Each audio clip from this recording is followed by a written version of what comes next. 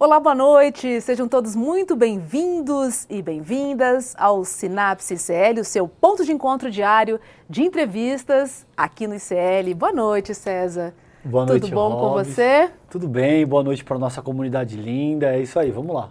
Perguntinha básica para começar o programa, quando você está andando de skate, você ouve rock ou você ouve rap? Eu gosto das duas coisas, eu gosto de rap, gosto de rock, depende da sessão, eu escuto um pouco dos dois. Eu sou do rap, né? Boa. Rock quase nunca eu ouço. Sou do hip hop, sou da MPB. Enfim, sou do samba, mas Boa. sou do hip. Do hip hop eu sou, porque hoje o papo é com o Sagat B, que já vai aparecer aqui na nossa tela. Ele é rapper, escritor, palestrante e também conhecido como o bandido que virou artista. E hoje a gente vai entender direitinho essa história, Sagat. Seja muito bem-vindo ao nosso Sinapse, cara. Poxa, eu estou muito feliz de poder estar aqui participando, né? A ICL, assim, é um canal que a gente acompanha bastante para poder estar bem informado. Hoje está difícil andar bem informado, né? Tá uma loucura o jornalismo no mundo, não é só no Brasil, mas a ICL sempre trazendo uma informação segura e, cara, para mim é motivo de muita honra poder estar participando do Sinapse. Obrigado. O César aí, um cara que eu conheci pessoalmente e passei a admirar demais pela inteligência, né, pela visão de mundo. Então, para mim, vai ser uma honra estar participando dessa entrevista. Assim, Pô, obrigado, irmão. feliz. A honra é nossa, Sagat, um prazer falar contigo, um privilégio, obrigadão por conceder essa entrevista aqui pra gente. Sagat, vou te dizer uma coisa, eu tenho muita sorte de ter o César aqui ao meu lado, só te digo isso, viu? E muita paciência você tem comigo também, né? Ela tem muita paciência comigo também, verdade seja dita. A duplinha café com leite do Sinapse, essa daqui, ó. Na verdade, hoje, 2 cafés para um leite. Vamos, veja bem. Boa. Vamos começar falando sobre a sua autobiografia, que é O Bandido que Virou Artista. Você começou a escrever quando, hein? Você estava preso ainda ou foi depois? Conta aí pra gente.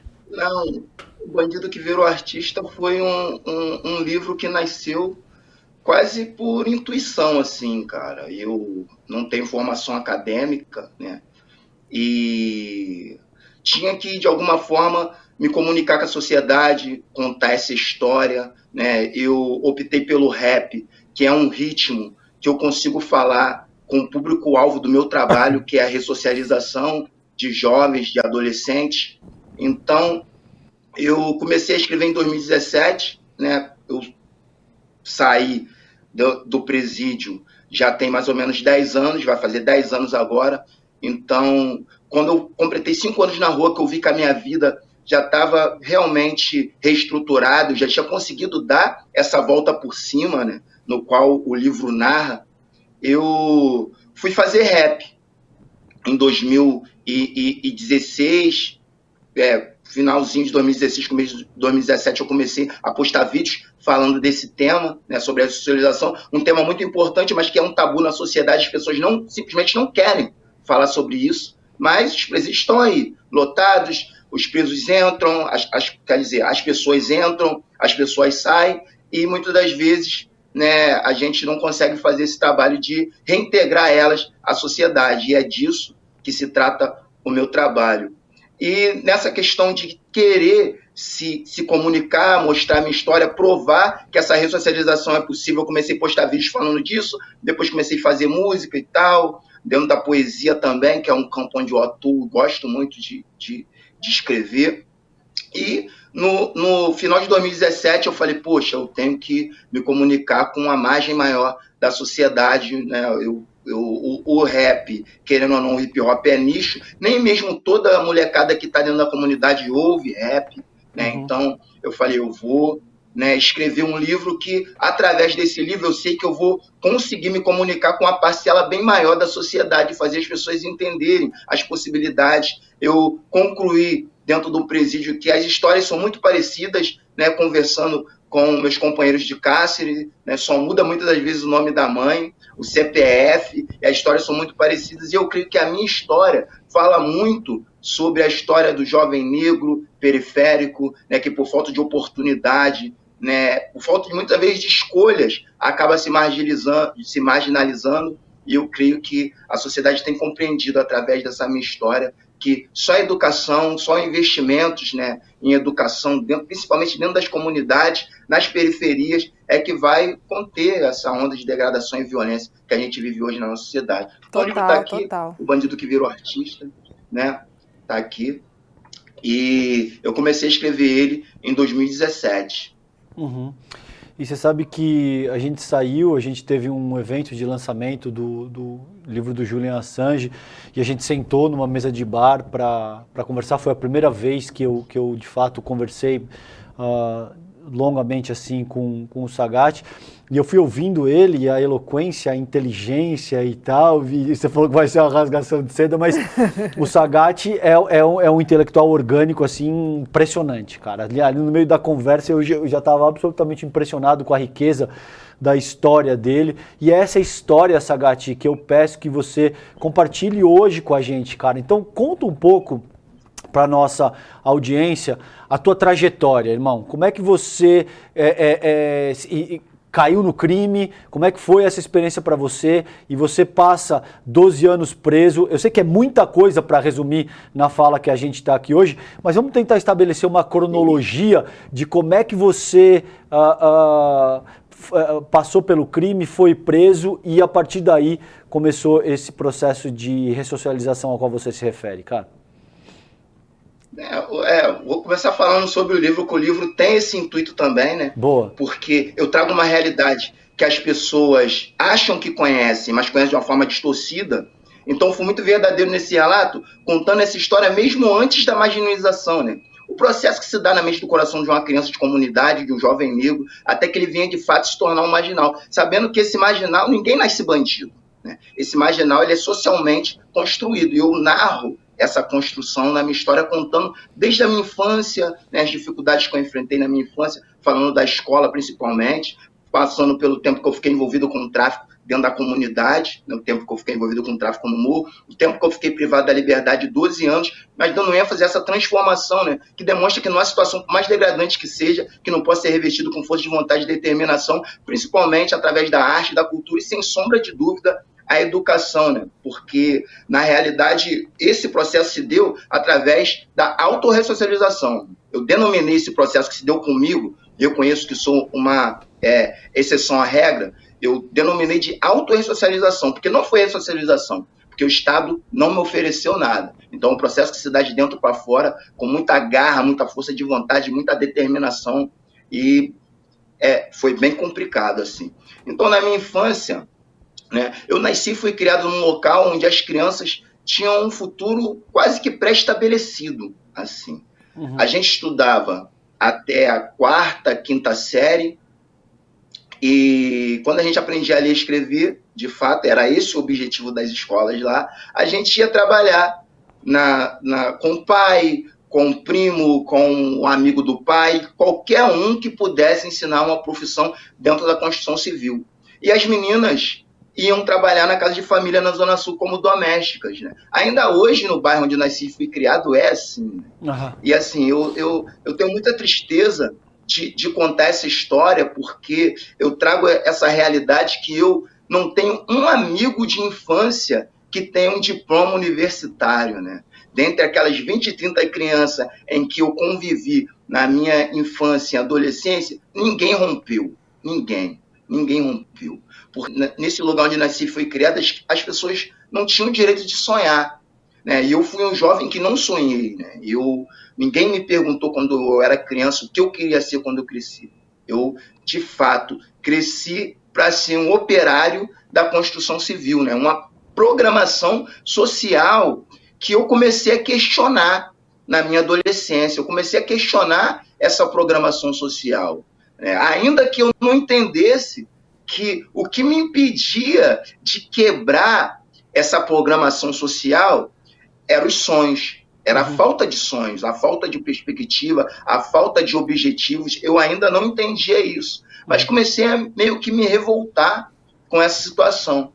Mas ainda assim comecei a trabalhar, né, com meus 14, 15 anos, e quando eu comecei a sair de lá da Baixada Fluminense, nessa época era um local que ainda não estava assim, o tráfico de drogas ainda não estava atuando efetivamente, então tinha ali o consumo de drogas e tal, mas não tinha traficantes no bairro onde eu cresci, então não cresci com essa realidade de violência, isso é verdade, não cresci nesse cotidiano de violência da favela. Tinha grupos de extermínio, acontecia muitas mortes e tal, mas era algo diferente do que acontece hoje dentro das comunidades. Uhum. E quando eu saí dali, que eu fui conhecer baile funk, a favela, que eu pude ter o meu próprio dinheirinho, ainda que fosse muito pouco ali na relação, né, como ajudante de pintor na obra, que eu acabei, de certa forma, devido também essa falta de experiência, né, com o cotidiano da favela, sendo uma presa fácil para o universo das drogas, a baixa autoestima, né, fez com que muito rápido eu praticamente me viciasse em cocaína, porque aquela sensação de poder, aquela sensação de pertencimento, de estar dentro da favela ali e fazendo amizades e consumindo cocaína e me sentindo um cara, aquilo ali fez com que eu cada vez mais me aprofundasse naquele universo ali e começar a enxergar a vida de uma outra maneira, começar a buscar possibilidades de quebrar essa programação, de furar essas barreiras da sociedade, mas, né, infelizmente, através da criminalidade. E foi o que aconteceu, eu acabei me envolvendo muito cedo, né? Fiquei por muito tempo fazendo parte de uma facção criminosa. A princípio, não tinha o espírito faccioso no meu coração, né? Eu estava ali mais para fazer grana, né? Me envolvendo a cada dia, né? Focado no dinheiro, focado em lucrar, focado em ter as coisas que o trabalho como ajudante de pintor não me possibilitaria ter. Essa que é a realidade. Um tênis bonito, né? uma motocicleta, né? Um dinheirinho para sair com a namoradinha e tal. Era esse o meu objetivo ali nos meus primeiros passos no crime. Mas, né, depois de algum tempo, eu acabei sendo preso a primeira vez. Estou, né, encurtando a história para não ficar muito longa, porque nós temos um tempo. E quando eu fui preso a primeira vez, que eu adentrei no sistema prisional, aí sim nasceu o bandido que habitou em mim durante muito tempo, né? Que, né, sinceramente, hoje eu digo que não era eu não era aquele cara, não era. Mas ali, quando eu cheguei num presídio, que eu me deparei, né, com aquela situação de degradação, aonde só a facção, né, tem o poder de fazer alguma coisa por você de fato, porque nem tua família, né, tem a condição de te ajudar ali dentro daquele ambiente, e que você acha que muitas vezes você vai chegar, você vai ter que brigar, você vai ter que lutar, você vai ter que, né, voltar às suas origens, né, de instinto animal, e não, você chega lá, a facção te abraça, te oferece aquilo que você precisa, o apoio que o Estado, né, infelizmente, deixa essa margem para que a facção possa estar abraçando ali, principalmente os primários, a molecada de 18 anos, 19, que cometeu um erro como todo ser humano erra. O ser humano errar, é humano, o ser humano é muito falho. Então, às vezes o moleque na rua cometeu um erro, uma falha qualquer, e foi parar ali dentro, e ali dentro ele vai ser cooptado, e ele vai sair dali realmente um bandido, e foi o que aconteceu comigo. Então, né, sempre tive uma certa inteligência, sempre fui bom com as palavras e tal, então chegando ali rapidamente, comecei a alçar, né, em determinados cargos dentro da cadeia, tem uma hierarquia lá dentro, e pouco a pouco comecei a me envolver cada vez mais, entendi muito rápido como funcionava aquele ambiente, isso me ajudou, né, a me manter seguro ali dentro, e quando eu saí, já saí com responsabilidades no tráfico, né? Fiquei, né, nessas responsabilidades por quase um ano, acabei sendo preso novamente, fiquei 6 anos, mas como eu já tinha ficado 2 anos na primeira, já cheguei lá, né, dando uma continuidade daquela minha primeira passagem, já cheguei organizando coletivo, né, muitas das vezes tomando algumas atitudes que tinham que ser tomadas ali dentro e tal.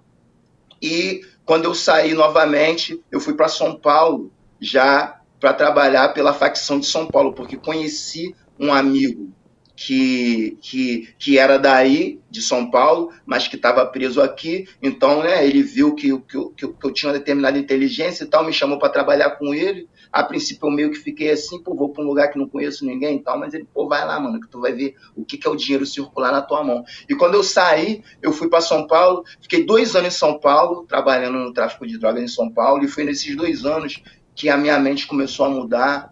Eu comecei a sofrer com isso, comecei a entender que aquilo ali não era o meu lugar, né? Nesse processo, eu acabei sendo baleado, né? Tomei 3 tiros, inclusive eu tenho 2 balas alojadas no meu corpo, e comecei a sofrer demais com a minha situação de vida, foragido, né? Vivendo uma vida assim, miserável, né? Podia ter tudo, podia ter dinheiro, podia ter condição, né? Podia ter respeito, mas não tinha liberdade, não tinha dignidade, né? Não tinha amor, porque eu estava num local onde eu não conhecia ninguém, meu ciclo social, meus amigos eram todos marginais, e ali eu estava sofrendo demais, mas eu não tinha coragem de chegar numa porta de delegacia e me entregar. Essa que é a realidade.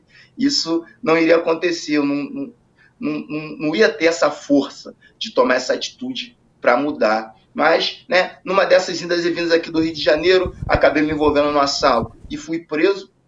E no momento em que eu estava sendo preso ali, eu me senti aliviado. E isso parece muito contraditório e ninguém vai compreender o que de fato se passou na minha mente, no meu coração naquela hora. Mas eu estava sofrendo tanto, vivendo na marginalidade, vivendo nessa indignidade que é a vida do crime, que ser preso para mim, cara, significava a solução dos meus problemas, né? Porque eu coloquei na minha mente, no meu coração naquela hora ali, que não importa o tempo que eu tivesse que ficar preso, esse seria o tempo necessário para que eu pudesse sair da cadeia uma pessoa melhor, para que eu pudesse sair dali um ser humano diferente, para que eu pudesse sair dali uma outra pessoa.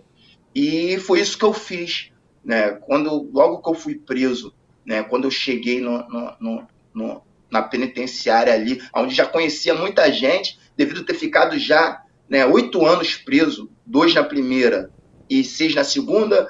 A cadeia é um ciclo de entrar e sair, então você acaba fazendo amizades com pessoas que você vê aqui fora, pratica um crime aqui fora, encontra lá dentro e pratica o crime aqui fora. É uma loucura, assim, esse entra e sai do sistema penitenciário para as pessoas que realmente vivem a marginalidade, né? Esse fluxo de entrar e sair, um ciclo vicioso terrível na vida de qualquer um. E ali, muitos conhecidos meus, e logo que eu cheguei, a primeira coisa que foi reunir meus amigos ali, as pessoas, pô, eu quero dar um papo aí, as pessoas que me conhecem, meus amigos aí que sabem, né, meu cotidiano, tanto na cadeia como aqui fora, né, quero deixar bem claro que, pô, a partir de hoje eu tô abandonando o crime, a partir de hoje eu quero buscar viver uma vida diferente, então eu creio que essa vai ser a minha última passagem aqui dentro, quero deixar isso bem claro, não quero me envolver mais em nada, então, né, se alguém tiver alguma coisa para me falar que seja positivo para a minha vida, beleza, pode vir na direção que a gente está aqui para somar em qualquer coisa, se for algo que, né, seja benéfico a todos também, pode me envolver, mas se for qualquer tipo de coisa que seja ilícito, ou que tenha a ver com a facção criminosa, ou que tenha a ver com a marginalidade, eu peço que não venha nem na minha direção, que para mim acabou, para mim, eu tô dando um basta nessa vida, que eu tô cansado. E ali eu vi muita pessoa rir da minha cara, né? Muita gente riu, os caras riram,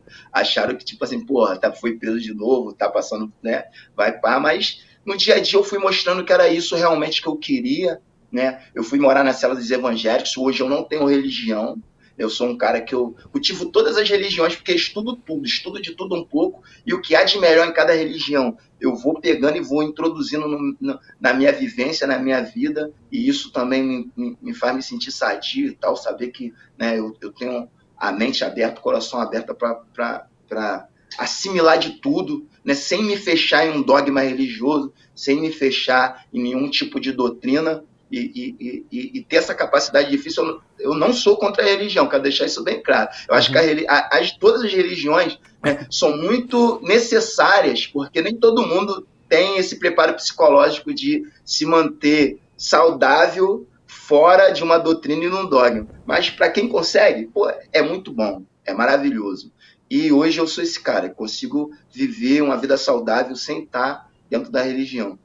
Bom, E eu fui para a célula dos evangélicos ali porque era o único lugar onde eu iria me manter a minha mente mais suave, né? Então, fui para a célula dos evangélicos. Nisso, eu tirei essa cadeia 4 anos, esses 4 anos que eu fiquei preso, eu tirei sempre, em toda a unidade que eu chegava, em células evangélicas, para me manter realmente apartado do coletivo, apartado do espírito faccioso, apartado das conversas que não iam me levar em lugar nenhum, né? Convivendo no meio de pessoas que tinham o mesmo objetivo que eu, que era mudar de vida, né? Eu tinha um objetivo, eu tinha uma meta. Então, ali eu passei a me associar com pessoas que tinham o mesmo objetivo e a mesma meta. E isso fez toda a diferença na minha vida. E saí, né? Aprendi a cortar cabelo lá dentro, foi o que me deu suporte aqui fora, foi o que me deu a possibilidade de não ter que bater na porta do empresário para pedir um emprego, porque eu sei que quando eu botasse o meu currículo ali com 3 passagens criminais, né, muito dificilmente alguém me abriria essa porta de trabalho. Então, aprender a cortar cabelo fez toda a diferença, né? Então, quando eu saí, eu fui cortar cabelo, sabia que a arte, né, por mais que lá dentro já estivesse fazendo rap, já estivesse escrevendo poesia, já estivesse lapidando os meus dons artísticos que eu sempre tive, infelizmente na infância e na juventude não tive oportunidade de desenvolver, porque cresci realmente num local onde as pessoas não têm possibilidade de desenvolver suas aptidões, seus dons, seus talentos. Infelizmente, onde eu moro não tem um artista, onde eu moro não tem ninguém que se destaque em nada, onde eu morei, no caso. Não tem ninguém que se destaque em nada, porque essa oportunidade não é oferecida, infelizmente. Não é. Em Queimados, né, Sagatti? Queimados, no bairro né? Paraíso, Queimados, na Baixada Fluminense. Em Queimados. E ainda hoje, lá, assim, no bairro onde eu moro, não tem uma pracinha poliesportiva, não tem uma quadra poliesportiva, não tem uma praça hoje, em 2023, não tem. Não tem uma pracinha para as crianças brincar, um balanço assim, para a criança sentar e distrair a mente. Não tem. Então é um lugar assim, o DH assim, não gosto nem de falar, que eu fico até meio... Não, eu fico até revoltado, porque é muito triste a situação das crianças daquele local que não tem o direito de sonhar. Então, mas na cadeia eu comecei a escrever, né? As pessoas começaram a curtir o meu trabalho ali, e eu pensei, isso me deu autoestima. Eu pensei, pô, se eu faço isso aqui dentro e os caras curtem, eu vejo os caras neuróticos aqui, bandidão, mas cantando. Eu passava na galeria, via alguém cantando minha música lá no fundo da outra galeria. Eu falava, pô, olha que maneiro. Caraca, quando eu chegar na rua, eu tenho a possibilidade de fazer isso. E saí com esse intuito, mas eu sabia que eu não dava para me chegar aqui fora e me jogar no mundo artístico. Eu sei que a arte, ela é uma coisa que muitas das vezes ela pode não te trazer o retorno que tu tá esperando e você se frustrar. Então, o que eu fiz? Eu fui cortar cabelo, montei um salãozinho, né? A princípio, na Baixada, fui passar um tempo com a minha mãe, né? Que minha história, o livro conta a minha história, mas tem uma heroína que é a minha mãe, né? Que me acompanhou esse tempo todo, né? Me visitou 12 anos, sempre acreditou na possibilidade de uma transformação, ainda que eu mesmo não acreditasse que essa transformação seria possível. Ela sempre acreditou. Talvez essa fé tenha me contaminado de uma forma que eu viesse a realmente fazer com que essa ressocialização, essa autorressocialização e essa transformação acontecesse. Então, acho que, de repente, sem a minha mãe, né, eu não estaria aqui dando essa entrevista para vocês. Então, Sagatti, eu fui para lá. Posso fazer 2 reflexões rapidamente? Uma eu queria fazer contigo, César, que é o papel da igreja evangélica dentro do sistema prisional. Assim, eu sou espírita, né? Mas, assim, eu tenho um agradecimento muito grande, porque eu acho que os evangélicos têm um papel fundamental, talvez pela linguagem, não sei. Eu queria até conversar um pouco com você, mas é indiscutível como ela dá um suporte para aqueles que querem mudar de vida. Sim. Né? Acho que isso era um ponto que eu queria trazer, Sagatti. E o outro era uma curiosidade, né? Quando você falou que queria sair do crime, foi fácil? Eles aceitaram? É fácil sair, cara? Porque a gente ouve que é fácil entrar, mas sair é bem difícil. Boa. Não é fácil, assim, tem várias maneiras de enxergar essa questão. A primeira é a seguinte: cada facção tem as suas regras, cada facção desenvolve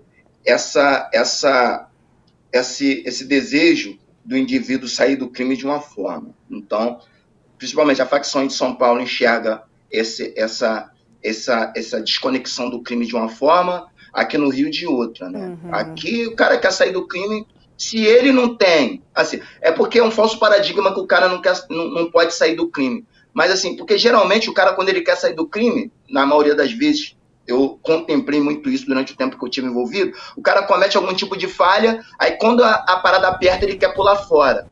Aí ele vai ser cobrado. Aí fica a impressão de que ele não tinha o direito de sair. Mas ele não foi cobrado porque ele queria sair, ele foi cobrado porque vacilou. Então, se ele vacilou, né, existe um código no crime que tem que ser obedecido por aqueles que fazem parte que são envolvidos.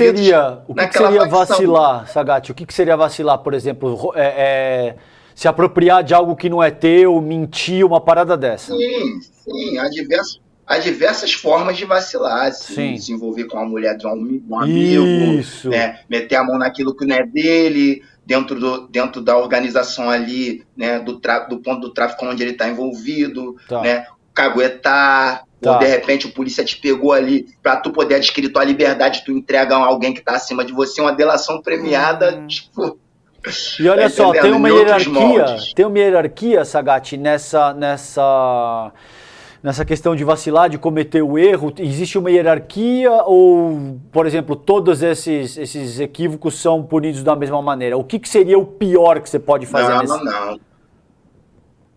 Cada falha é punido de uma cobrada forma. De um jeito. Tem as vacilações que demandam pena capital. A gente não vai ser hipócrita, sabe que é assim que funciona, né? Infelizmente, dependendo do que o cara fazer, ele vai ser ali sentenciado à morte mesmo. Por exemplo, mas tem as penas onde ele vai, de repente... O que gera... Caguetar, eu acho que é... Ok. Caguetar, eu acho que... E, né, até mesmo bulir também, meter a mão naquilo que não é teu, dependendo de quem você vai fazer isso. Eu acho que é algo que também... De repente, né, ficar com a mulher de um amigo da facção também vai ser algo que vai ser cobrado, vai perder a vida, infelizmente. Então, quando o bicho aperta, o cara quer sair, mas quando o cara, assim, no meu caso, eu só posso falar de mim, né, cara? Assim, eu narro a minha história. São histórias muito parecidas, mas eu narro a minha história. Então, no meu caso, foi o seguinte, eu fui um cara que eu nunca deixei rastro por onde eu passei. Nunca deixei rastro, sempre procurei, né, fazer tudo da forma correta, né? Nunca, então, por mais que eu estivesse vivendo a vida errada, eu era o cara certo dentro da vida errada, né? Sempre procurei cumprir minhas obrigações.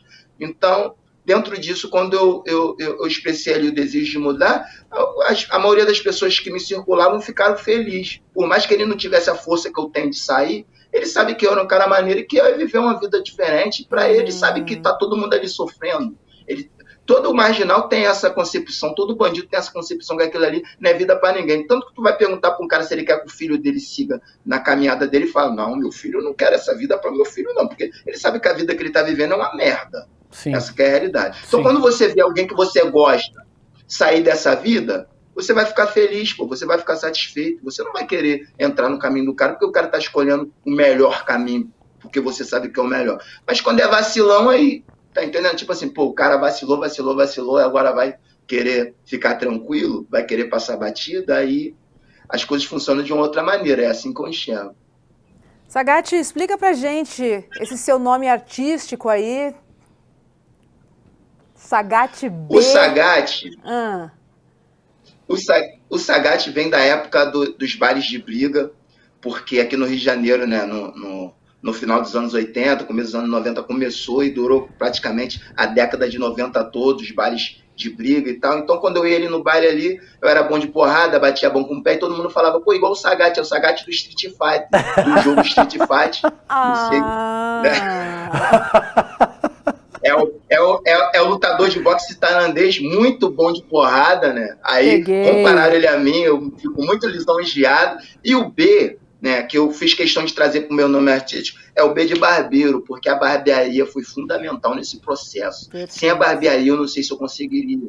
Porque, assim, ser barbeiro, principalmente dentro da comunidade, fez toda a diferença para ser o cara que eu sou hoje. Então, assim, a barbearia mudou de fato a minha vida. Aprender a cortar cabelo foi algo sensacional, que eu amo demais fazer. Porque você trabalha a autoestima das pessoas, cara. E trabalhar a autoestima das pessoas não tem preço. O cara chega lá dentro do salão, lá derrotado, cabeludo, barbudo, e daqui a pouquinho ele vai vendo a transformação acontecer. E quando ele termina, que ele olha pro espelho, você vê o cara sair outro humor, outro astral. É sensacional ser barbeiro, cara. Lidar com a autoestima. Ver as pessoas ganharem a autoestima na tua mão. Entendeu? Isso é maravilhoso. E eu gostei muito que ele me falou assim, cara, eu podia treinar o quanto fosse necessário, porque o cara, quando ele não sabia ainda, o cara chegava lá e você não vai querer o corte todo bonitinho, sabe? Se você quer o corte com o pezinho, não sei o que, você vai lá no outro. Eu podia treinar e tal, e você foi cortando muito cabelo, né, Sagatti? Aí você ficou fera na parada, né? Lançou moda. Lá dentro o tempo tinha... E eu aprendi a cortar cabelo por acaso, né? Porque eu era o representante lá da cela onde eu estava, que era a cela dos evangélicos, eu tinha uma representação lá dentro, e eu era responsável por uma máquina de cortar cabelo, mas eu, emprestava a máquina de cortar cabelo para as pessoas. Não tinha nem nenhuma pretensão de ser barbeiro, nunca tive esse dom, mas... Os caras quebravam a máquina com muita facilidade. Eu entregava a máquina funcionando, a máquina voltava quebrada. Muitas vezes perdi o pente, aí tinha que ir no diretor, aí, era muito chato. Às vezes, pegava um diretor que era ruim de transação, aí, demorava às vezes 1 mês, 2 meses para voltar a máquina de cabelo consertada, ou vir outro, ou entrar um pente. E eu comecei a ficar meio bolado com essa situação. Falei pros caras, mano, de hoje em diante, quem vai cortar cabelo aqui sou eu, tá ligado? Quem vai cortar cabelo aqui sou eu. Não tem bagulho disfarçado, não tem pezinho, não tem cortezinha, máquina 1, máquina 0, máquina 2, e vai, como? E acabou. Aí os caras vinham, Sagatti, dá só um cortezinho aqui, A1 aqui, A3 em cima, mano, não sei. Não, do jeito que ficar, ficou. Não, do jeito que ficar, ficou. Não, do jeito que ficar, ficou. Então, beleza, vamos lá. Aí eu devagarzinho, tal, e fui fazendo de um, fazendo de outro, os meses foram passando, eu fui ficando bom, chegou um tempo que os caras já não iam mais na barbearia da cadeia, que a barbearia tinha que pagar, já queria cortar cabelo comigo, eu tô, mano, essa parada, aí busquei realmente me aperfeiçoar, comecei a me aperfeiçoar, quando eu vi, eu era o melhor barbeiro da cadeia, eu falei, caraca, Deus é maravilhoso, eis-me aqui, tenho uma profissão, sou barbeiro. Muito bom. Quanto custa a barbearia da cadeia? Quanto custa cortar o cabelo lá? Hoje na cadeia deve estar custando aí entre R$10, R$15 cortar o cabelo na cadeia. Tá. Mas tem aquilo, tem a barbearia comunitária. No caso, lá na igreja, a barbearia era comunitária. Era a ação social da igreja para o coletivo. Então, quem não tinha dinheiro de cortar o cabelo na barbearia, ia na igreja cortar o cabelo. Aí a gente fazia isso, emprestava a máquina para os caras e tal, os caras quebravam a máquina. Aí eu passei a cortar o cabelo. Aí, de graça, ia todo mundo lá cortar e tal. Começou ficando muito feio, os caras saíam de lá de ridículo, né? com a marca, torto e tal. Mas com o tempo eu comecei a cortar melhor do que os barbeiros que cobravam dentro da barbearia da cadeia. Né? Que tinha os presos que já cortavam cabelo na rua, chega lá dentro, vai trabalhar na barbearia da cadeia. Então, eu fiquei melhor do que os caras. Então, as pessoas que tinham dinheiro queriam cortar cabelo comigo e me pagar, porque eu estava muito afiado. Isso aí, minha barbearia foi um sucesso na rua. Minha barbearia foi um sucesso. Tem até uma reportagem da Record, né, de 11 minutos, falando da minha barbearia lá na Mangueira, no Domingo Espetacular, que ficou sensacional, porque realmente... Quando eu saí da Baixada e fui para Mangueira, porque continuando a história de onde eu parei, que eu estava com um salão na Baixada, que eu fui dar uma atenção para minha mãe. E quando eu comecei a ver que minha vida já tinha se estabelecido, eu já estava tranquilo e tal, tinha até comprado um carrinho, eu falei, beleza, agora é a hora de eu mostrar, né, para a sociedade que essa ressocialização é possível, o que aconteceu comigo pode acontecer na vida de muitos jovens. Falei, mas aqui na Baixada eu não vou conseguir, aqui infelizmente as possibilidades são poucas, o que eu vou fazer? Vou voltar lá para a Mangueira, é lá na Mangueira, onde eu estava lá, envolvido com os caras, é lá que eu vou fazer a diferença, lá que todo mundo vai ver a mudança. Aí eu voltei para Mangueira, montei um salão lá na Mangueira, bombou o Salão da Mangueira, graças a Deus, assim, a comunidade me abraçou de uma forma extraordinária, e a partir daí eu comecei a fazer esse trabalho artístico, já cortar cabelo, mas já participar de uma batalha de MCs, já postar um vídeo na internet, já deixar minha veia artística fluir, né, de uma forma que eu pudesse comunicar essa autorressocialização. E no começo de 2017, né, meados de 2017, eu parei e falei, pô, tudo bem, tô me comunicando com a rapaziada do rap, né, tá todo mundo entendendo, mas é pouco, eu vou escrever um livro. Eu só estudei até a 6ª série, né? Então, eu fui buscar, né, esse conhecimento, né, essa estrutura, como funciona escrever um livro. Eu já, dentro da cadeia, eu já estava apegado à leitura. A leitura foi algo também que, assim, me apaixonar pela literatura fez toda a diferença na minha vida, né? Ler foi algo sensacional, expandiu meus horizontes, eu pude compreender como a sociedade funciona, de fato, lendo, né? Compreender sobre mim mesmo, me auto-reconheci, né, como indivíduo negro e potente, né, que pode, independente de qualquer coisa, independente das minhas origens, né, chegar onde eu quiser chegar através, né, da minha inteligência, do meu esforço. Me reconheci como um cara inteligente, que eu não me considerava uma pessoa inteligente. Hoje, para mim, eu sou um cara inteligente pra caralho. Então, o que é inacreditável. Foi lendo. Cara, deixa eu colocar... lendo que eu entendi. E deixa eu colocar isso aqui, porque, veja, alguém com o teu torque intelectual... Veja, 2 coisas que eu quero colocar para vocês. O Sagat falou no começo da fala dele que existe uma programação social. Que, dependendo de onde você nasça, da tua raça, da cor da tua pele, é isso, o teu desenvolvimento histórico e cultural já está pré-programado. Você vai trabalhar na construção civil, você vai trabalhar em casa de família, entre aspas, é essa a programação social. Para uma figura, Sagat, e aí não é rasgação de seda, eu honestamente sinto isso dessa forma. Para uma figura que tem o teu torque intelectual, que é um intelectual orgânico, que é um cara extremamente inteligente, você não é só inteligente, você é muito acima do que eu consideraria o brasileiro médio, assim, você é muito, muito inteligente. Para um cara como você, extremamente inteligente, ainda sentir que você não era inteligente, é porque essa programação social é muito forte. Entende? Sim. Ela é muito voraz no sentido de te dizer, você só pode ser inteligente se você for branco, se você estudar e tiver um curso superior, se você tiver isso, em termos de fenótipo mesmo, entendeu? Não se trata de inteligência no sentido mais amplo do termo. Então, quando você falou de programação social, isso me pareceu muito forte, muito adequado para o que a gente está trabalhando aqui, cara. E assim, baixa autoestima, mano. Baixa autoestima. É o que te prende na base da pirâmide, tá ligado? A televisão, a mídia, tudo ao teu redor te encurrala de uma tal maneira que você passa a se sentir um merda. E um merda não chega a lugar nenhum. E a partir do momento que você bateu o martelo que você é um merda, é aquilo ali que tu vai viver o resto da tua vida. Sim. Tá entendendo? Então, é bem complicado. Mas me autoconhecer melhor, né, através da leitura, através de abrir a mente. Eu fui ler um livro a primeira vez com 30 anos e eu acho isso um absurdo. Que livro foi? Mas é a realidade. Foi Machado de Assis, O Alienista. O Alienista, ele me disse. O Alienista. Muito divertido, ó. Dentro da cadeia, quando eu li esse livro, eu saí da cadeia, assim, mentalmente, né?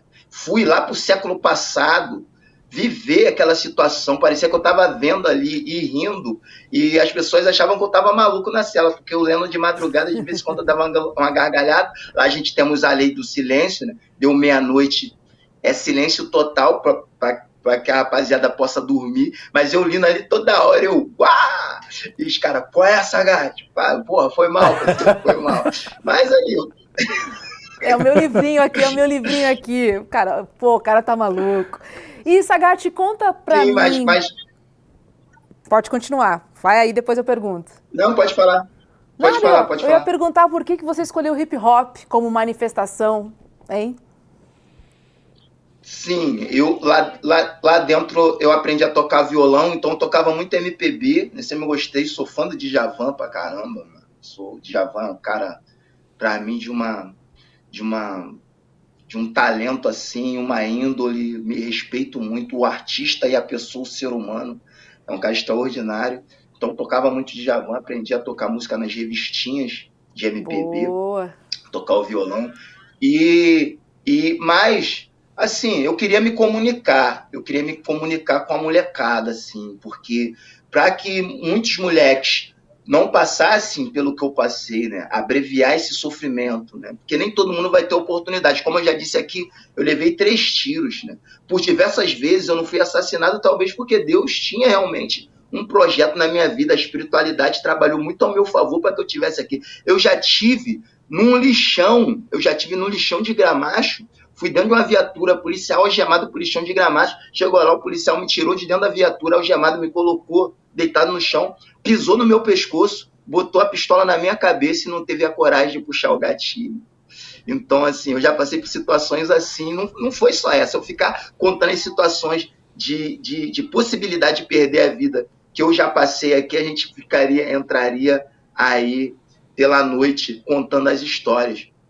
Mas, enfim, eu tô aqui, mas eu queria comunicar essa verdade para essa molecada, para quem não precisasse passar por que eu passei e pudesse não perder a vida de uma forma absurda, da forma que a gente tem visto por aí, né? As pessoas não valorizarem a sua vida porque, infelizmente, o caminho do tráfico de drogas é um caminho que só vai te levar ou para a cadeia ou para a morte.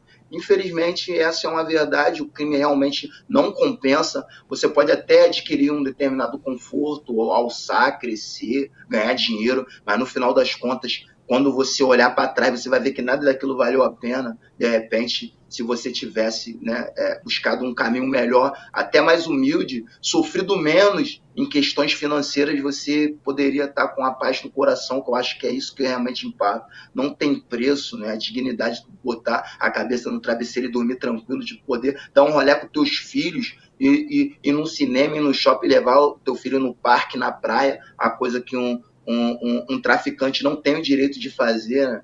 É bem complicado. Então, foi essa verdade que eu queria transmitir através das minhas músicas, né? Minhas músicas são muito autobiográficas também, assim como o livro eu conto um pouco da minha realidade e tal, trazendo essa verdade sempre intrínseca ali de que o crime realmente não compensa, e foi esse o desejo que me fez trilhar no caminho do hip hop, porque é onde se consegue expor de uma maneira mais clara essa realidade. Tem o funk, né, que também tem um funk mais consciente e tal, mas que já não bate muito. Hoje em dia o funk está mais voltado para o lado da sensualidade, mas o rap ainda meio que distante, conserva ainda. O hip hop conserva essa essência de denúncia, de trazer um pouco das nossas vivências, da realidade da dor, né? Do favelado, do negro, do periférico. Hoje a gente já temos aí, né, a comunidade LGBT fazendo rap, né? Temos umas minas foda contando a realidade das mulheres,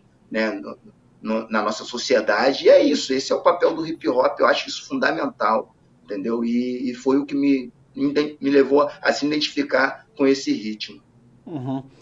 Ô Sagatti, e vamos fazer um exercício mental contigo aqui, cara. Se você fosse, por exemplo, uma espécie de consultor na seara de segurança pública, que tivesse que fazer sugestões considerando tudo aquilo que você viveu, tendo como objetivo primário a ressocialização das pessoas que entram no nosso sistema carcerário. A gente conversou aqui, por exemplo, com a Jaqueline Muniz, que é uma grande especialista em segurança pública, e ela disse na teoria aquilo que você me mostrou na prática. Quando eu te conheci, eu lembrei disso.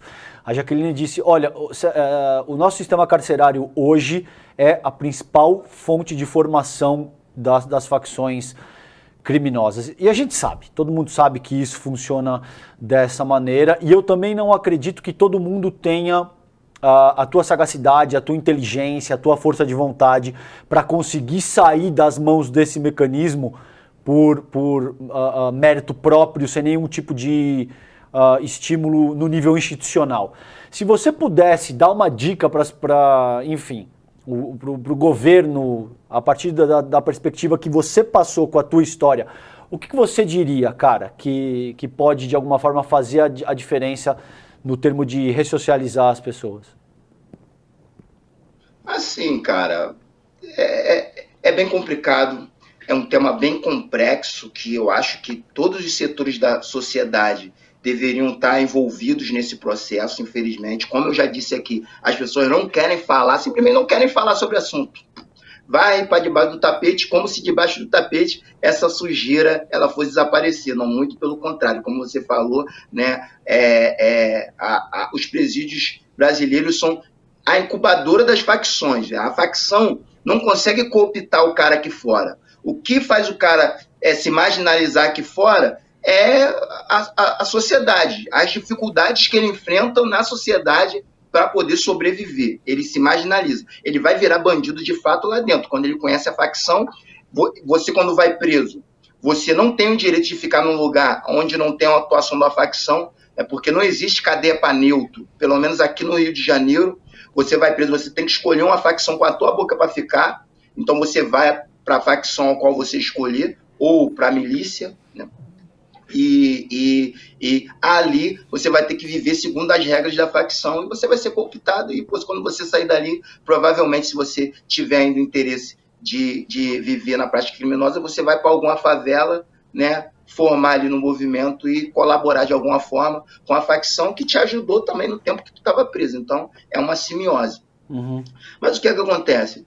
O meu conselho para as autoridades, principalmente da segurança pública, cara, é formular, né, estratégias de combate à violência, projetos que sejam de longo prazo, porque o problema hoje é que nossos governantes, principalmente os governadores aqui no Rio de Janeiro, eles fazem projetos que são assim, coisas para mostrar, para a inglês ver, assim, né, falando de uma maneira mais brusca. Sim. Só para a inglês ver. Não tem um projeto a longo prazo, algo que, vamos começar a trabalhar hoje, que daqui a 10, 15, 20 anos a gente vai ver o resultado. Não existe isso, porque o cara quer fazer um projeto para se reeleger ou para reeleger um sucessor. Então, quando vir um outro, vai fazer a mesma coisa. Porque, se a gente for analisar, bem, parando, olhando friamente, o moleque que está hoje, com 15 anos, que ele está de fuzil numa boca de fumo, né? Há 5, 6 anos atrás, ele estava numa escola, numa creche do Estado, geralmente, tá entendendo? E se ele está ali com fuzil é porque, infelizmente, ele não foi assistido nessa fase da vida. Essa que é a realidade, que ninguém quer entender. E assim, porque o que está hoje na escola, o que está hoje na creche com 5, 6 anos, com 7, daqui a 5, 6, 10 anos vai ser o que vai estar lá na boca de fumo de fuzil. Então, por que não é feito um trabalho com ele hoje, em vez de mandar a polícia matar ele quando ele estiver com 15 lá? Porque se o dinheiro que eu estou perdendo nessas operações policiais, que não resolvem nada, eu poderia estar investindo aqui para evitar de ter que investir lá, tá entendendo? Então, o que acontece? É feito uma estratégia de combate ao tráfico de drogas que eles chamam de guerra às drogas, que na realidade essa guerra às drogas é a guerra ao negro favelado, ao pobre, né, ao sofredor de fato, que é quem realmente sofre com essas operações policiais, que é algo tão infrutífero, mas tão infrutífero que chega a ser um absurdo ter que debater isso em 2023, porque isso começou no final dos anos 80, não tinha ainda se estabelecido facções no Rio de Janeiro, e depois de mais de 30 anos de combate, nós temos 3 facções, nós milícia, cara, a coisa meio que degringolou de uma tal maneira que ficou impossível pensar numa solução a curto prazo, mas a política de combate continua a mesma, não muda. Isso me leva a crer que tem muita gente ganhando dinheiro com isso. Tem muita gente se dando bem com isso. Não é possível que ninguém pare para pensar que isso não está dando certo. Porque tem uma operação, né? Morre polícia, morre bandido, morre inocente, independente de quem morra naquela operação ali. Meia hora depois, a boca de fumo está funcionando normalmente. Então, do que a gente está... Não consigo entender como que as estratégias continuam as mesmas, a violência continua as mesmas e não se pensa em algo diferente. Eu acho que com certeza teria alguém, né, na nossa sociedade inteligente o suficiente para pensar uma forma melhor do combate à violência.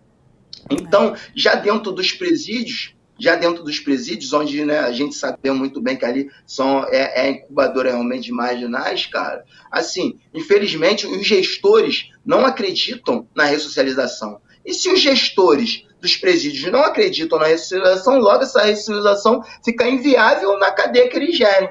Porque, eu vou te dar um exemplo.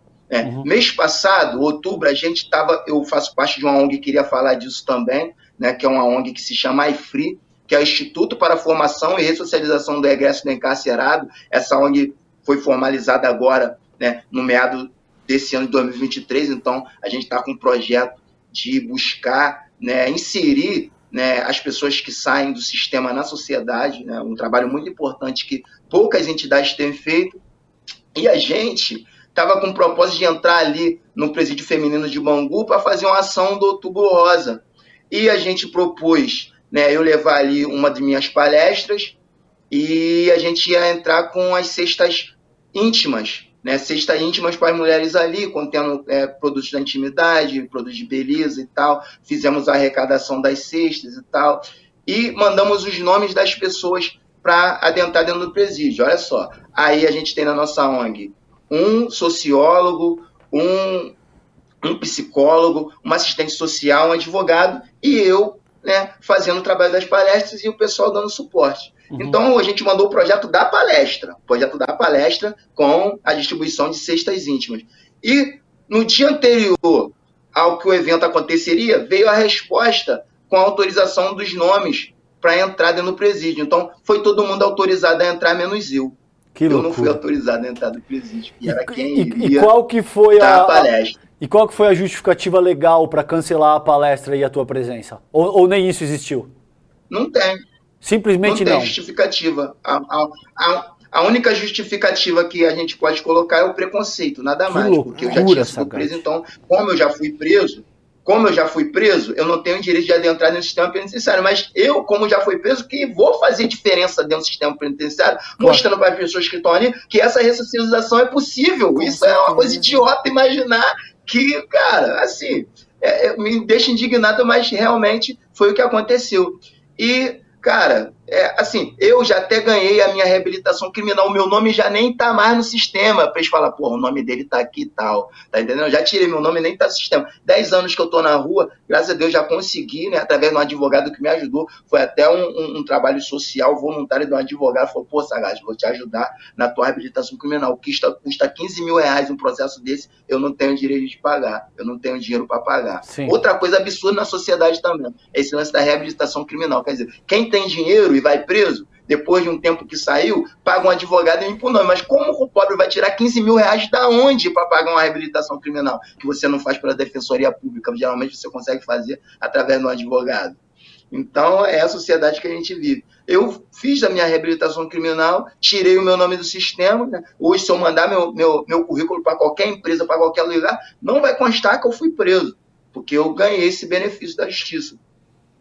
Mas, né, no sistema prisional eu não posso adentrar porque eu já fui preso. Quer dizer, até vou poder, porque a gente está lutando para isso. A ONG está conseguindo a formalização de uma parceria com a CEAP. Então já me foi prometido que eu vou conseguir entrar, de fato, dentro dos presídios para fazer esse trabalho, que é uma missão de vida que eu tomei para mim, a única forma que eu tenho de agradecer a Deus o que Ele fez na minha vida. Mas a gente vê o nível de preconceito que os gestores, né, das cadeias do sistema carrega. E ele não acredita na ressocialização, porque ele não acredita que eu realmente mudei, então ele não acredita que ninguém que está dentro do presídio ao qual ele está ali, sob a responsabilidade de gerir, vai mudar também. Logo, para ele, tanto faz, tanto fez projeto e tal, ele não vai valorizar as coisas que podem ser feitas ali para que as pessoas possam mudar de vida. Isso é muito triste. Isso é muito triste. Eu creio que a ressocialização é possível, as pessoas erram. A gente não vai conseguir salvar todo mundo. É hipocrisia achar que a gente vai entrar lá e de uma hora para outra, né, pô, vai todo mundo sair de lá um santo. Isso não vai acontecer.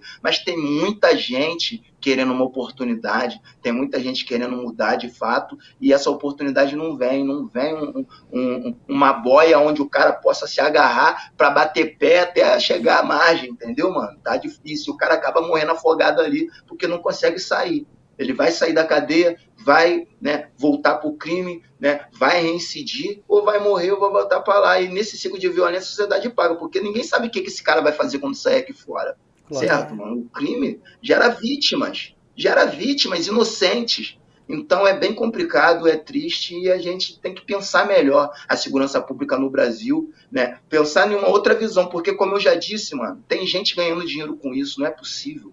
Não é possível que não esteja alguém lucrando e as coisas continuem da forma que estão. Acho que continuar da forma que estão é uma maneira das pessoas que lucram com esse ciclo de violência continuarem ganhando dinheiro. Essa que é a realidade. Vou falar uma coisa que é até complicado, que eu sei que nem todo mundo teria coragem de falar, mas vou ser bem sincero para mim. Na minha visão, pessoal, o dono da boca de fumo aqui no Rio de Janeiro é o comandante do batalhão.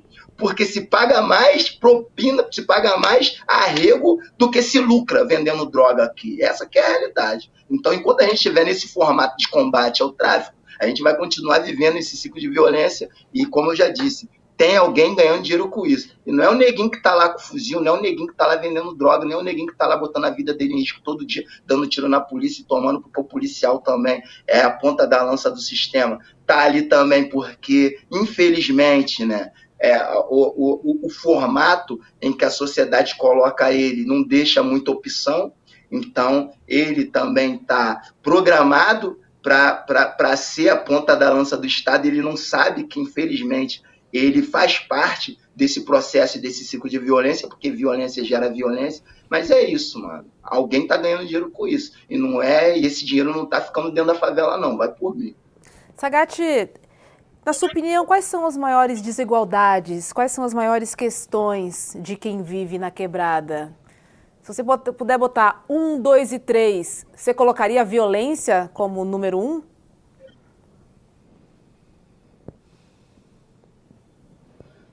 Sim, é violência, né, cara? Eu acho que tudo é violência.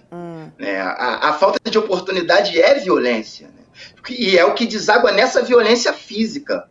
Né? Assim, então, eu acho que eu creio que essa violência física, essa violência do cotidiano, das operações, dos tiroteios, da bala perdida, dos assaltos na pista, ela vem dessa violência que é a falta de uma estrutura educacional dentro da comunidade, a falta de lazer, a falta de cultura, né? A falta da possibilidade de um jovem como eu desenvolver suas aptidões artísticas. Isso é violência, né? A frustração de tu ser bom em alguma coisa e tu não ter o direito de mostrar, tu não ter o direito de fazer, tu não ter o direito de se aperfeiçoar. E você pensar que, se eu tivesse a oportunidade, eu poderia estar numa Olimpíada, se eu tivesse a oportunidade, eu seria um artista forte, se eu tivesse a oportunidade, eu seria um gestor empresarial, mas infelizmente o que sobrou para mim foi isso aqui. Isso é uma violência do cotidiano da favela. E essa violência acaba desaguando, né, nessas outras violências todas que a gente tem visto por aí. Então, eu creio que a falta de oportunidade está no topo de todas elas. Maravilha. Essa que é a realidade. Você sabe, Sagat, que tem um rapper que provavelmente você conhece, que ele diz o seguinte: eu sei, você sabe o que é frustração, é máquina de fazer vilão. Então, o Brau, o Brau é genial porque ele traduz, ele tem não só a estética, a métrica, o flow, os flips, tudo que ele coloca no rap dele é absolutamente genial, mas é genial sobretudo porque ele é capaz de sintetizar, de traduzir esse tipo de coisa que você aí colocou com muita propriedade. Meu irmão, obrigado, Sagat, pela tua inteligência, pela tua sagacidade, por tudo que você traz. Eu sempre aprendo muito com você, cara. Queria que você soubesse disso.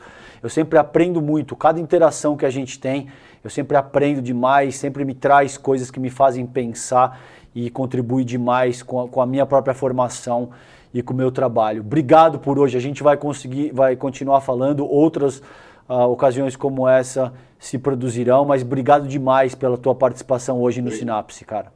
Valeu mesmo. Agora, antes de ir embora, olha só, o César trouxe uma do Brown. Queria que você mandasse um trechinho aqui pra gente, só para encerrar o Sinapse de hoje. Vai lá, cara. Microfone na sua mão, vai. Show. Deixa eu falar do meu Instagram aqui, para quem estiver nos Boa. assistindo, Por favor. poder seguir lá, dar uma força no nosso trabalho, né? Meu Instagram é @SagatEscritor, Sagat com T mudo e B de bola. Quiser seguir lá, @SagatEscritor, vai estar fortalecendo. Temos o livro para vender, tanto no Instagram, pode me chamar que eu faço uma dedicatória, envio para todo o Brasil, tanto no site da Cotter também, Cotter Editora. Salve o Ney Cotter, é um cara extraordinário que fez um trabalho lindo nesse livro. Vamos estar lançando agora, provavelmente em fevereiro, o meu novo livro, né, que vai ser Amor Substantivo Feminino. Vou estar falando da vida cotidiana do favela através de um romance que está muito lindo, um romance entre duas mulheres, e a gente vai estar tratando de temas como racismo, né, consciência de classe, né, violência dentro da comunidade, tudo através de um romance. Está muito bonito esse livro, quem quiser conhecer. E do iFree também, né, quem quiser seguir lá, né, Instituto iFree também, é um trabalho lindo que a gente se proporcionou a fazer. E eu vou trazer uma letra de uma poesia, que é uma música, mas é uma poesia, né, cara? Que se chama, né, Marcha Negra, que fala dessa revolução que a gente, de certa forma, tem construído. Que a gente vai avançando em passos lentos, mas estamos avançando, né? O fato de eu estar sendo entrevistado por uma negra linda como a Roberta, diz a respeito disso, desses avanços que a gente tem conquistado. Então, eu fiz questão de escrever essa letra, me pegou meio de surpresa, mas vou buscar lembrar aqui pra gente fazer bonito, que é assim, ó. Quem era eu e você quando a escravidão acabou por aqui? Quem era eu e você quando a maldita senzala deixou de existir? Cheio de calo na mão e o pé no chão, não tinha o que comer. Mas alegrou o coração, a abolição, o preto pôde vencer. Um exército de negros marchando para o sucesso. Médicos, advogados, juízes, engenheiros e poetas. Negros no topo vivendo felizes, exceção virando regra. Literalmente voando, primeira classe, sem tirar o pé do chão. Absorvendo cultura, ninguém segura. Pretos em evolução. Nós vamos vencendo, derrotando o preconceito. O preto orgulhoso está aprendendo a lutar por seus direitos. O negro se esforça, o negro conquista, o negro provar que é capaz. Ninguém é melhor que ninguém nesse mundo, queremos direitos iguais. Dinheiro, dinheiro, dinheiro, dinheiro é o que movimenta o mundo. Preto milionário no ranking dos ricos, não é nenhum absurdo.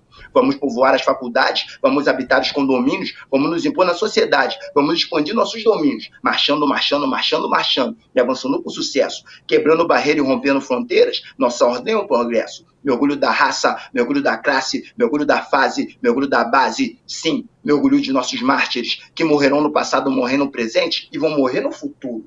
Do racismo ao genocídio, o Brasil não é seguro, um preto de carro importado, cheio de joias, mas ele não é bandido. Tira o olho do malote, não vem dar bote. O preto é bem sucedido.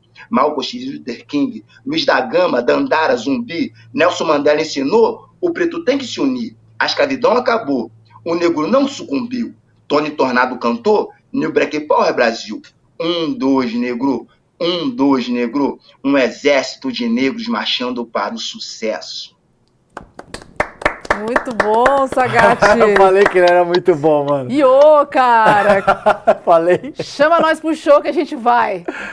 Beijo, boa noite. Beijo, meu irmão. Valeu, Sagat. Tchau, Beta. Tchau, César. Foi um prazer, uma satisfação. Desculpa eu me alterar aqui de vez em quando, que tem certos temas que mexem realmente. Ah, você foi brilhante, velho. Eu sou um cara espiritualizado, mas tem uns temas que mexem com o meu ego, mano. Muito bom, irmão. Valeu, Sagat. Um abração, querido. Boa noite, irmão. Valeu. Tchau, tchau. Tamo junto. Tinha Tchau. que pedir uma rima pra finalizar, né? Falei que ele era Você bom, chamou mano. o Brown e aí, cara, rimou uma atrás da outra. Ele é uma potência, o Sagat, cara. Muito bom. A forma como ele se conduz, tudo que ele traz pra mesa, o que ele escreve, o que ele canta. Ele é uma potência, o Sagat B, cara. Impressionante. Nossa, muito bom. E mostra, né, para toda a sociedade. É possível, minha gente. Isso. É possível. O que faltam são oportunidades, portas, né, enfim. Mas posso fazer uma observação, o que me preocupa? Quando existe alguém tão talentoso quanto o Sagat, ou quanto a Rô Garcia, a meu ver, Isso fica mais fácil, porque vocês são extremamente talentosos, vocês são absolutamente fora da curva, entende? Em termos de inteligência, em termos de potência intelectual e tal. A gente precisa contestar o modelo de sociabilidade para que existam instrumentos institucionais quando a pessoa não é uma Roberta Garcia, quando a pessoa não é um Sagat B, quando a pessoa não é genial naquilo que ela faz. Entende? Porque a maioria das pessoas brancas não são geniais naquilo que elas fazem. E ainda assim elas contam com todo um sistema institucional de desenvolvimento humano. Sim. Então, quando você tem alguém que é brilhante como você, como o Sagat, como um Pelé, como alguém, entende? Essas pessoas vão encontrar de alguma forma o seu próprio espaço. A revolução que a gente quer é que exista nível institucional de desenvolvimento para quem não é brilhante, não é nenhuma exceção em termos de inteligência, de capacidade, de eloquência, de comunicação. Perfeito, César. É que eu fico também pensando que ser brilhante às vezes pode ser uma consequência. E aí esse empurrão inicial ótimo ele precisa ponto. Existir para qualquer um. É uma consequência. Mas se ele, por exemplo, não tivesse a sagacidade e a inteligência que ele teve para entender que, eu tenho um talento, mas eu preciso cortar cabelo e tal. Você viu quantas vezes ele disse, eu poderia ter morrido, entende? E a maioria morre, Robs. E é isso que é muito triste, entende? Sim. Se a gente não tiver uma base institucional para oferecer subsídio para que essas pessoas, de fato, alcancem o mínimo daquilo que elas precisam para sobreviver, a gente vai continuar dependendo de talentos e de exceção. Agora, eu concordo contigo, o talento se forma, o talento se desenvolve, mas contanto que você tenha o mínimo na base para que você possa trabalhar em cima daquilo que você tem como talento. Não basta acreditar. Exatamente. É isso. Galera, papo bom. Bom demais. Rimado e verdades. Na letra, na fala e na atitude. Você sente, né? Muito bacana, César, muito bacana. Espero que vocês tenham gostado do nosso papo. Esse aqui é o Sinapse CL, que volta amanhã às 7h30 da noite, sempre trazendo um convidado, um cara bacana, uma história, um tema, enfim. Estamos aqui para trocar. É isso aí. É isso. Boa noite. Boa noite. Beijo na alma e no coração. Gente. Até amanhã. Tchau, tchau. Vocês sabiam que o maior movimento social do mundo, com mais de 2 milhões de pessoas, é do Brasil? Pois é. Mesmo sabendo que a gente vai incomodar muita gente, a gente resolveu revelar a verdade sobre o MST, o Movimento dos Trabalhadores Sem Terra. Você quer conhecer a verdade sobre o MST? No dia 12 de novembro, um domingo, às 8 horas da noite, no horário de Brasília, a gente vai apresentar para vocês trechos do documentário De Quanta Terra Precisa o Homem e também fazer um debate incrível sobre essa, que é uma das questões mais importantes para o Brasil, a questão da terra.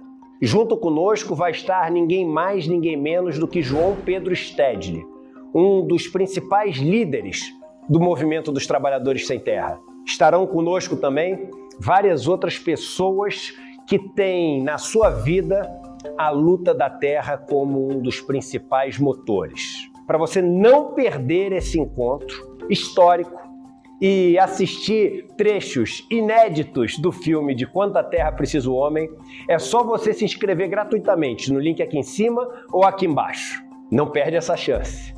Todo mundo vai celebrar a estreia do ICL no mundo dos documentários e filmes e, mais uma vez, aprender muito com a nossa plataforma.